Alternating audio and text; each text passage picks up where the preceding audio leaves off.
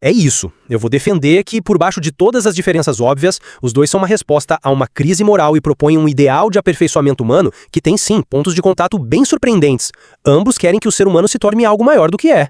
Já eu vou argumentar que essas semelhanças são, assim, superficiais. Oi, pessoal. Vocês estão bem? Vamos iniciar mais um vídeo bem legal. Espero que gostem. Posso pedir o like de vocês? E se quiserem nos ajudar, se inscrevam em nosso canal e deixem alguns comentários. Muito obrigada. Bom vídeo para todos. Hoje, a gente vai mergulhar em duas obras que, à primeira vista, parecem vir de universos completamente diferentes. Assim falou Zaratustra, de Friedrich Nietzsche, e o Evangelho segundo o Espiritismo, de Allan Kardec. De um lado temos o profeta da vontade de poder, do super-homem, e do outro, o codificador da moral, da caridade e da reencarnação. Exato. E a questão que a gente vai explorar aqui é se existe algum ponto de encontro real entre esses dois mundos, sabe? Será que a filosofia do Nietzsche, que celebra a vida aqui e agora, e a doutrina de Kardec, que é focada na vida espiritual, são só caminhos opostos? Ou eles poderiam, de alguma forma, estar apontando para um mesmo objetivo de transformação humana? É isso. Eu vou defender que, por baixo de todas as diferenças óbvias, os dois são uma resposta a uma crise moral e propõem um ideal de aperfeiçoamento humano que tem, sim, pontos de contato bem surpreendentes. Ambos querem que o ser humano se torne algo maior do que é. Já eu vou argumentar que essas semelhanças são, assim, superficiais. Para mim, a base de cada um é a afirmação radical da vida terrena em Nietzsche contra a busca pela transcendência em Kardec cria uma diferença que simplesmente não dá para reconciliar. São projetos de humanidade que se excluem. Bom, vamos começar por aí, então. A minha visão parte de um ponto, que eu acho simples. Tanto Nietzsche quanto Kardec olharam para a moralidade do século XIX e viram aquilo como algo estagnado, hipócrita. Nietzsche, com o Zaratustra, ele propõe o Übermensch, o super-homem, que é basicamente o ser humano que supera a moralidade de rebanho, sabe? A moral judaico-cristã, e cria seus próprios valores. Ele diz que o homem é algo que deve ser superado. É um chamado à ação, para a pessoa deixar de ser passiva. De um jeito diferente, Kardec faz algo parecido. Ele olha para o cristianismo da sua época e o vê cheio de dogmas, de rituais vazios. E o que ele propõe? Resgatar a essência moral do evangelho, baseando ela na razão e na caridade, para que o espírito possa progredir. A doutrina espírita afirma que o progresso é lei da natureza. Então, nos dois casos, a gente tem um chamado para que a humanidade saia da sua zona de conforto e evolua. Eu entendo o seu ponto de partida, mas é justamente aí que a divergência começa, na minha opinião. A incompatibilidade é fundamental. A filosofia de Zaratustra é um hino à imanência. E o que isso quer dizer? Que tudo que importa está aqui e agora, nesta vida, neste corpo. Ele celebra a aceitação total do destino, o que ele chama de amor fati, o amor ao destino. Não existe um depois para consertar as coisas ou receber recompensas. O Zaratustra rejeita qualquer esperança num além. O espiritismo é o exato oposto. Toda a sua estrutura moral depende da vida futura. O próprio Kardec escreve que, sem a vida futura, nenhuma razão de ser teria a maior parte dos seus preceitos morais. Quer dizer, um diz, ame esta vida porque é tudo o que você tem, enquanto o outro diz, suporte esta vida porque ela é só uma passagem. As éticas dele são antagônicas. Onde o Zaratustra vê a compaixão como uma fraqueza que nos prende aos pequenos, o espiritismo a transforma na virtude máxima. Fora da caridade, não há salvação. São dois projetos em rota de colisão total. Certo. A oposição entre imanência e transcendência é clara. Mas vamos olhar para o que eles criticam em comum. Ambos são obcecados com a mesma coisa, a autenticidade. Eles declaram guerra à hipocrisia. O Zaratustra descreve os bons e os justos como figuras falsas, os fariseus do seu tempo, e a missão dele é desmascarar essa gente. Da mesma forma, Kardec, ao citar Jesus, ataca violentamente os sepulcros branqueados por fora, mas cheios de podridão por dentro. Nos dois casos, o alvo é o mesmo, a pessoa que se preocupa mais com a aparência de virtude do que com a virtude em si. No fundo, a crítica é a mesma. Pare de fingir ser algo que você não é. Essa busca por uma moralidade interna de verdade e não de fachada me parece um elo fortíssimo entre eles. Eu vejo por que você faz essa conexão. Mas o motivo da crítica é completamente diferente. E isso muda tudo. A crítica do Zaratustra não é para melhorar a moral judaico-cristã, é para demoli-la. Ele a vê como uma moralidade de escravos, uma invenção dos fracos e ressentidos para controlar os fortes. Quando ele ataca os bons e os justos, ele está atacando a própria ideia de bem e mal que eles representam. Já Kardec, ele faz um movimento oposto. Ele não quer destruir a moral cristã, ele quer purificá-la, resgatar o que ele considera sua verdadeira essência. A caridade, a humildade, o perdão. Ou seja, ele quer reforçar exatamente as qualidades que Nietzsche mais despreza, que ele chama de virtudes de rebanho. Zaratustra diz que existe uma estranha loucura que se chama bem e mal. Ele quer que o super-homem vá para além do bem e do mal. Kardec, por outro lado, quer definir o bem e o mal com mais clareza ainda. Um quer implodir o sistema, o outro quer restaurá-lo. Como isso pode ser a mesma coisa? Mas essa demolição do Nietzsche não é um chamado ao caos moral. É um chamado para criar valores mais elevados, mais honestos com a natureza humana. E aí é que eu vejo um paralelo. Essa criação de valores em Nietzsche não é muito diferente da depuração do espírito em Kardec, no sentido de ser um processo ativo de melhoria. Deixa eu te perguntar, o espírito que evolui em Kardec não está, de certa forma, criando uma versão melhor de si mesmo a cada encarnação? Ele está superando suas imperfeições, seus maus pendores. Zaratustra também fala em superação. Ele fala da necessidade de superar o espírito do pesadelo, o peso do passado, para se tornar leve, um dançarino. A ideia de uma escalada, de um progresso constante para um estado superior do ser, está nos dois. Um faz isso no plano terreno, através da vontade e da criação. O outro faz isso através de múltiplas vidas, através da caridade e da reforma íntima. Mas a trajetória é a mesma, para cima. Certo, os dois usam a palavra superação. Mas superação para quê? O propósito final é o que os coloca em universos diferentes.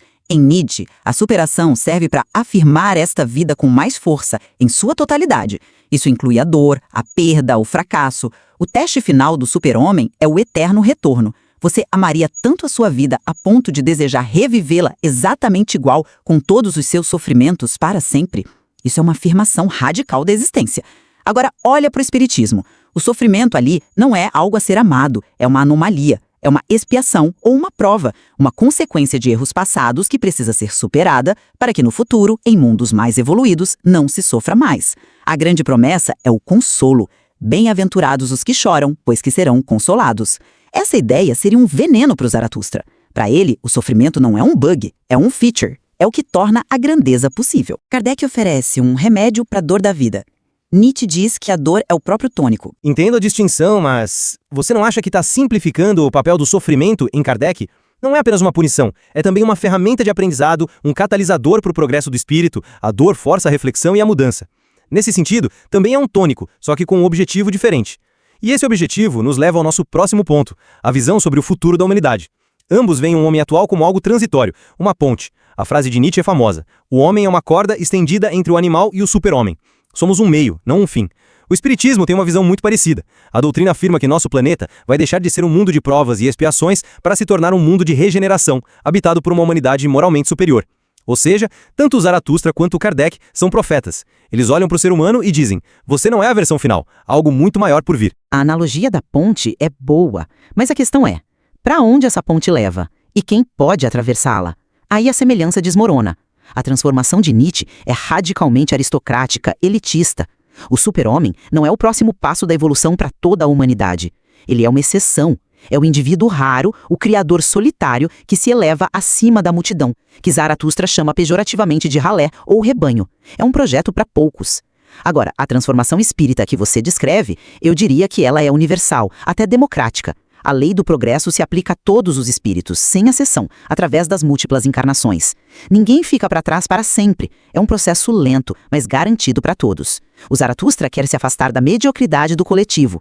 Já a moral espírita é, na sua essência, solidária. Ela se baseia no princípio de que os espíritos formam grupos ou famílias entrelaçados pela afeição. A salvação em Nietzsche, se é que a gente pode usar essa palavra, é para o indivíduo genial que se destaca. A salvação em Kardec é um projeto coletivo de elevação. Mas essa visão coletiva do espiritismo não anula o esforço individual. Pelo contrário, ela depende dele.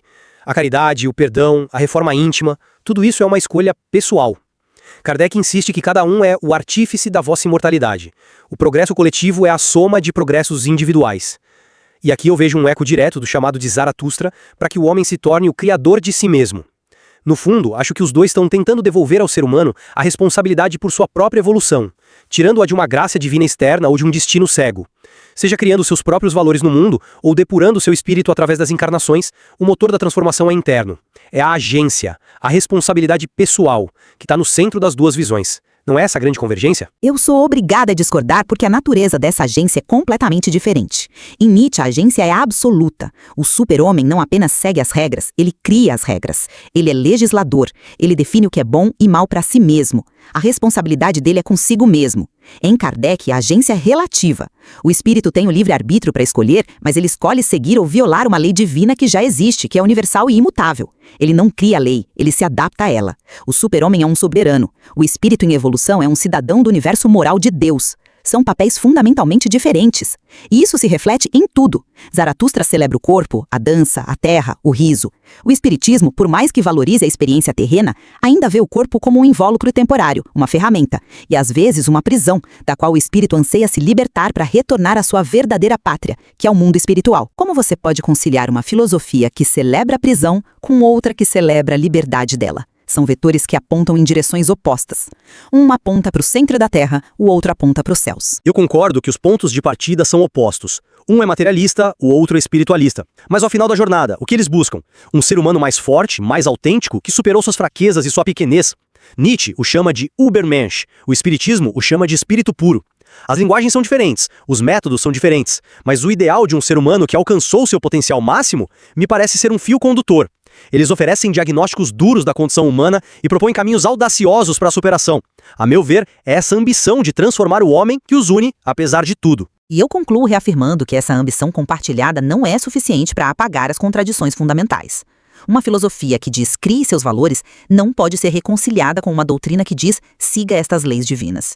A celebração da vontade de poder e do orgulho em Zaratustra está em guerra direta com a celebração da humildade e da caridade em Kardec. A visão de Zaratustra sobre o corpo como a expressão máxima do ser é incompatível com a visão espírita do corpo como uma vestimenta transitória para o espírito imortal. As respostas que eles dão para as perguntas fundamentais da vida, por que sofremos, qual o nosso propósito, são, em última análise, antagônicas. São dois caminhos que podem até correr paralelos em sua audácia, mas que, na minha visão, jamais se encontram. E essa tensão entre a afirmação radical da vida na Terra e a busca por um propósito que a transcenda, talvez seja um dos debates mais centrais e duradouros da existência humana. Sem dúvida. E essas duas obras representam polos poderosos dessa discussão, com uma riqueza de detalhes que oferece material para muito mais exploração. Canal Jornada da Alma, reflexões que transformam o olhar. Caso você tenha gostado, por favor, deixe seu like, se inscreva em nosso canal e ative o sininho. Nós agradecemos de coração.